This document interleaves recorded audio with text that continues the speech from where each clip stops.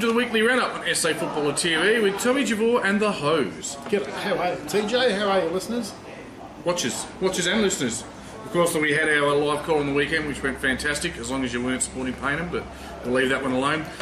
Division 2, mate, it's exciting times. We've had the Prelim final, and we'll be previewing the Grand Final. So as big a show as you could possibly want Division 2 style. And we'll start with what happened this week. It was at Caterer Oval, where St. Peter's, accurate kicking, good kicking is good football, isn't it, Hose? 12 goals, 577. Sacred Heart, 617-53. They've gone down by 24 points despite having 6 more scoring shots. Only got themselves to blame, don't they? A bit like Athelston in the Division 3. I mean, they've just had far more scoring shots, but couldn't convert, and you've only got yourself to blame. Yep. Just looking, jumping across to the ladder of the season. I mean, these two teams were neck and neck all year. Sacred Heart at the end of the minor round finished second. Spock finished third, so it could have gone either way.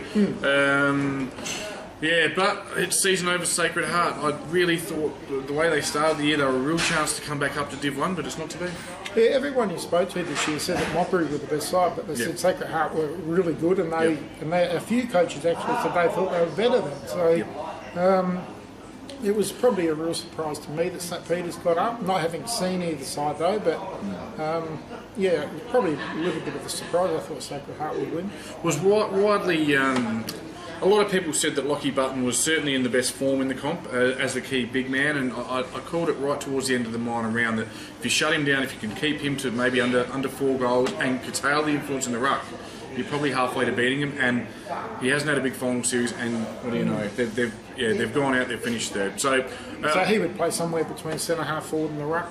He changes the rest up forward, plays in the ruck. He's a very big boy, and coming from Glenelg lead team last year, although he was heavily injured last year. It's been a good year by him. Rated really highly, and I know he's played a lot of league footy, so obviously he can play. So for St. Peter's, who are through the grand final, Franklin kicked 4, Colley kicked 2, as did Copping, and singles to Johnson, Stafford, Hartman and Sharp. Their better players were Fotheringham, Hartman, Butler. For the Shockers, mate, for the last time this year? Yeah, well, Lockie Button kicked 2, Redden kicked 2, Flavel kicked 2, and Spurling a single. And better players were Forster, Flavel, Brooks, Bullen and Spurling. And I noticed though with Fotheringham in the ruck, he would have been up against Lockie Button. So must have done a good job. Yeah, clearly best player. Button obviously still had some influence. But not enough, you suggest, to get the job done. He might have kicked a lot of points. He did kick 2 goals, but 6-17. Won't get the job done. But St. Peter's this week, they move on to a grand final against Modbury, Audi Arena. Now, you came out before the season started on the first edition of SA Football TV. You said Modbury won't lose a game. They have lost a game. I said they will be the first team up to Division 1, and they will play in the grand final. That's exactly what I said. I thought you said they wouldn't lose a game. No. They lost a game by 3 points. They had a 17-1 season. They now are at Audi Arena this weekend for the grand final against St. Peter's. I actually said that whoever beat Modbury, they had to get through Modbury to win the flag. That's how good they were. Yep. I saw their trial form. They were really good. Yep.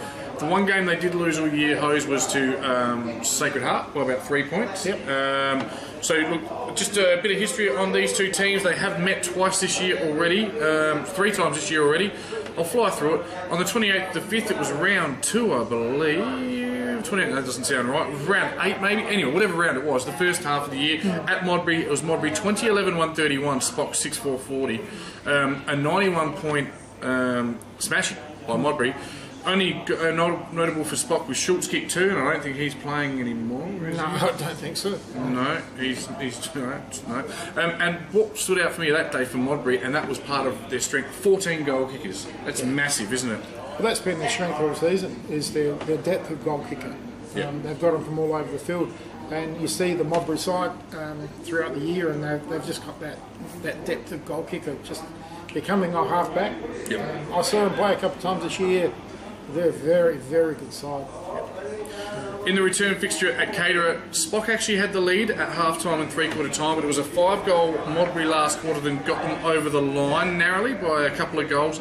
Franklin and Norden both kicked 3 for Spock, whilst Benbow and Davey both kicked 3 for Modbury. And in the second semi, Look, it was only 18 points to the margin, Hose, with a pretty, no one really stood out, no huge goal kickers, Verity 3, Burns 3 for Modbury, Norden 4 for Spot.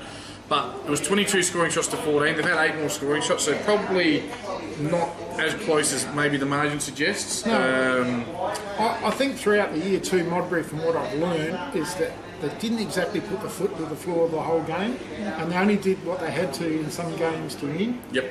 And I saw them late in the season versus Portland, and they were about 15 goals in front, and they took the foot off the accelerator, and they only won by about 8. Yep. They just cruised, but they won't be cruising this Saturday, I don't think.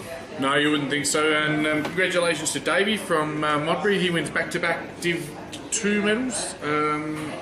Don't know if it's back to back, but he's won his second Div 2 medal. Yeah. So he'll be certainly one to watch this week.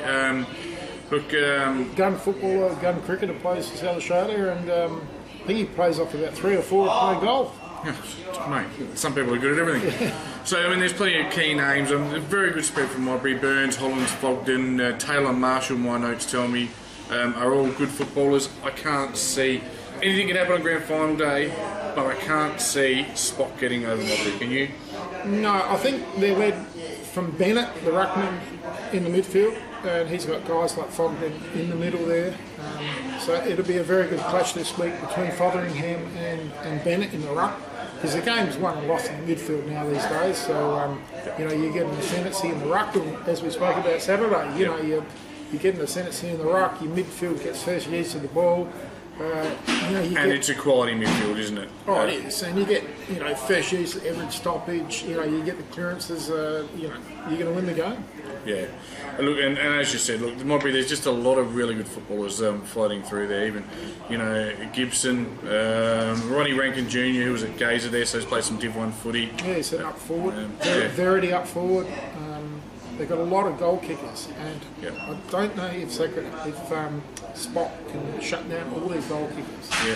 Certainly, I mean, Norden's a key if he can have a big day out, and you've got Copping and Calabrese, Fotheringham, Hartman. They're regularly in the best players, so they're not without a chance. They're a very good football team, and they'll be in Div 1 next year. But I just think Modbury have been too good all year. We've seen teams lose it from this position before, but I think Modbury will find a way to get the chocolates and get Dave Granger back in Div 1 once again with a different club.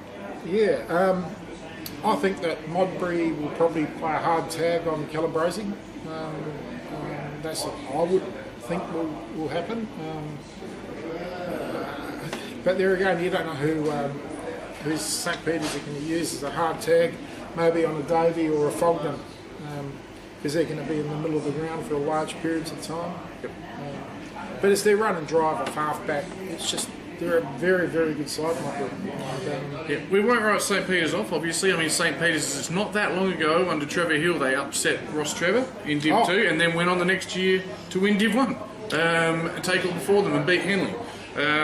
Still, there's got to be some of those players floating around in that team. They've experienced success, so stranger things have happened. Oh, we saw West Croydon being beaten this year. We've seen Athelston beaten this year, who've probably gone in as red. They were 17-1. Yep, they both had won 17 games in the minor round and lost. So it's not over by a long shot. But Modbury for me, Modbury for you. I think by 4 or 5 goals. I think they're clearly the best side.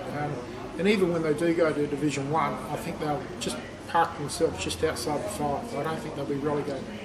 Very good side. Thanks for joining us this week on the Div 2 Weekly Roundup. We'll be back with the grand final review next week. See you later.